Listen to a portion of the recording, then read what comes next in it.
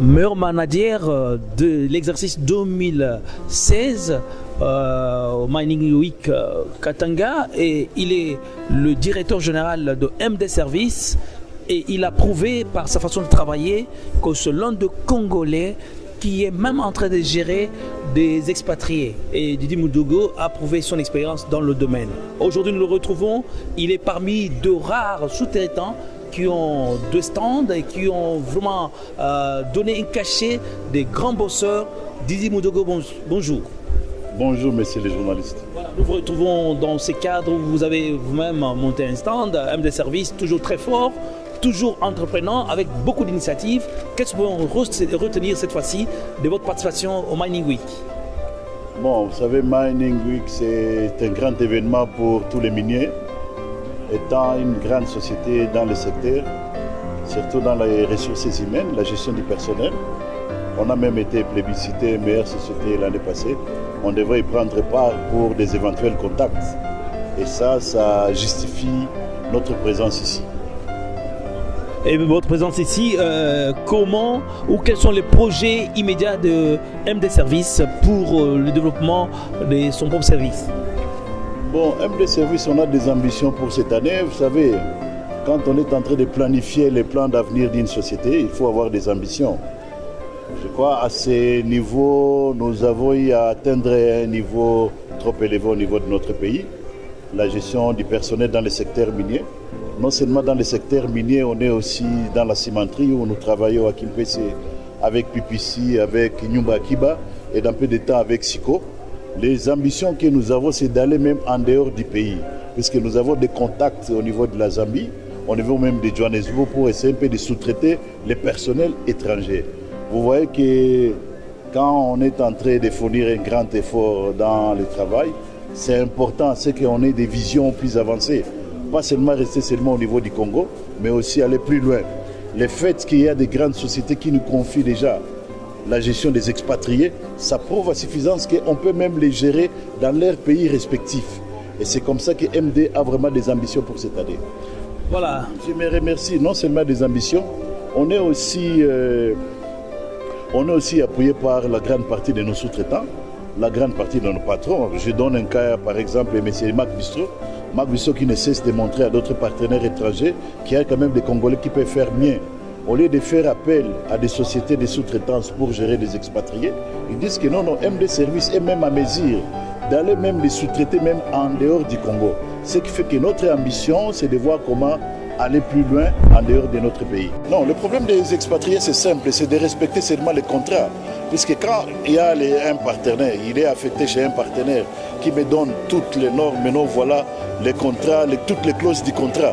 Moi, c'est question de les appliquer et de les mettre en application, c'est tout. C'est ce qui est très important. Quand il voit qu'il y a du sérieux dans le travail, et le reste, je ne crois pas si ça peut poser des problèmes. Complexé, je ne crois pas si... Il y a beaucoup d'étapes qu'on a déjà franchies. Les étapes d'être complexé, ça sont des étapes qu'on a déjà franchies. Mais là, maintenant, on se met au travail et devoir avoir des visions plus loin. Et à tout moment, c'est documenter dans le secteur et avoir les réglementations nouveaux sans pour autant s'écarter des normes en rapport du respect des clauses de la réglementation du travail dans notre pays. Voilà. C'est ce qui est très important, puisque la réglementation du travail au Congo, c'est tout à fait différent dans d'autres pays. Si nous, aujourd'hui, nous allons travailler dans notre pays, nous devons nous conformer aux lois du pays, là où nous allons aller prester. Vous savez, quand on a eu ce trophée, c'est une challenge qu'il faut voir comment améliorer. À tout moment, quand on essaie un peu de vous plébisciter, c'est le moment où jamais de fournir encore un grand effort considérable. Un effort considérable. Je crois qu'après nous avoir plébiscité, on a eu à avoir d'autres partenaires qui nous ont fait confiance et qui sont satisfaits des prestations de MD. Voilà, on se met toujours au travail. Chaque jour, on se met au travail. C'est rien que le travail qui fait que nous sommes dans les challenges pour avoir encore ce trophée. À l'immédiat, les projets que nous avons, nous sommes en train d'abord d'envisager d'ouvrir un centre de formation, puisqu'on a senti qu'il y a quand même un petit problème dans le cadre de la formation des agents. C'est ce que nous sommes en train d'y atteler et je crois qu'avant la fin de cette année, nous aurons inauguré le centre de formation MD. Nous allons d'abord commencer par la formation en anglais, puisque la grande partie de nos partenaires sont des anglophones. en anglais. C'est un atout majeur pour la communication. Mais aussi, nous allons voir comment ouvrir un centre informatique. Puisque sans l'informatique, je crois que rien ne peut se faire. Ça, c'est au niveau du DOCO. Là, on a un grand nombre de partenaires. Au niveau international, on est en train de signer un contrat avec une grande société sud-africaine, Capitol, qui va essayer un peu de nous aider dans le cadre de renforcer des capacités dans d'autres secteurs, dans d'autres niveaux, pour essayer un peu de renforcer les capacités de nos agents.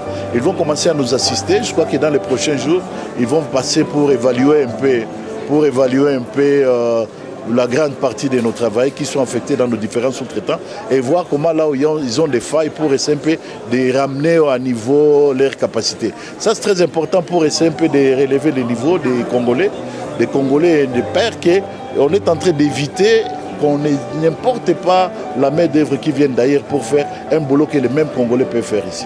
C'est ce qui est très important pour le moment. Nous sommes en train de faire tout ça pour essayer un peu de ramener à niveau les capacités des Congolais. En fait, ça, c'est un problème qu'on est en train. Je lance un appel à tous les sous-traitants congolais, les expatriés qui sont ici, qui gèrent le personnel congolais. Le grand problème qui est là, c'est de voir comment relever le niveau des Congolais, de voir comment les former. De sorte que quand il y a un partenaire qui vient ici, il va trouver toutes les capacités sur place. Et c'est ça, c'est un plan qu'on est en train d'envisager dans l'avenir pour essayer un peu de relever le niveau des Congolais. Le problème, ce n'est pas seulement de gérer le personnel. Si on a eu ce trophée, c'est puisqu'on a des ambitions.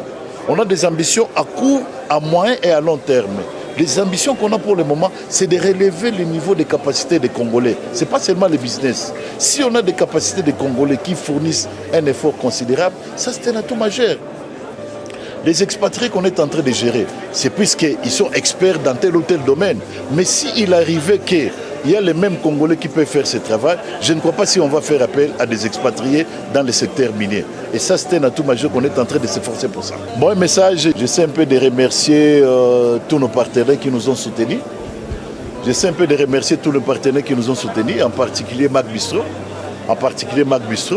Mac Bistro qui est en train de voir comment promouvoir les opérateurs économiques congolais. Et tu vois, dans les projets Kibali Rand Gold Congo, on ne voit que des Congolais qui travaillent avec Mac Bistro.